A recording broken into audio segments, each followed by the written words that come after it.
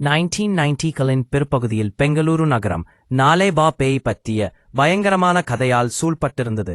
இருள் சூழ்ந்ததும் குடும்பங்கள் தங்கள் கதவுகளை பூட்டிக் கொண்டு வெறிச்சோடிய தெருகளில் எதிரொலிக்கும் மர்மமான தட்டல் சத்தங்களை பதட்டத்துடன் கேட்டுக்கொண்டிருந்தார்கள். அந்த பயம் மிகவும் தீவிரமாக இருந்ததால் குடியிருப்பாளர்கள் தங்கள் வாசல் படிகளில் நாலேபா, கன்னடத்தில் நாளைக்கு வா என்று பொருள்படும் சொற்களை எழுதத் தொடங்கினர்.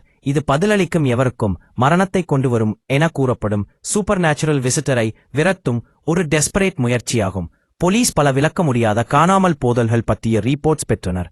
அதே நேரத்தில் அத்தம்பக்கத்தின் குடும்பங்கள் ஒரே இரவில் மறைந்துவிட்ட கதைகளை கிசுகிசுத்தனர். இந்த லெஜெண்ட் வேகமாக பரவியது. உள்ளூர் நியூஸ் மற்றும் வாய்வழி செய்திகள் பரனோயாவை அதிகரித்தனர். உண்மையான கிரைம் இலிருந்து உருவானதா அல்லது நகர்ப்புற சூப்பர்ஸ்டிஷனிலிருந்து உருவானதா என்பதை பொருட்படுத்தாமல் இந்த கதை சர்வைவலின் சிம்பலாக மாறியது. நகரத்தின் நினைவில் என்றென்றும் பதிந்துவிட்ட ஒரு பயங்கரமான எச்சரிக்கையாக. பேய் அழைக்கும் போது பதில் சொல்லாதே.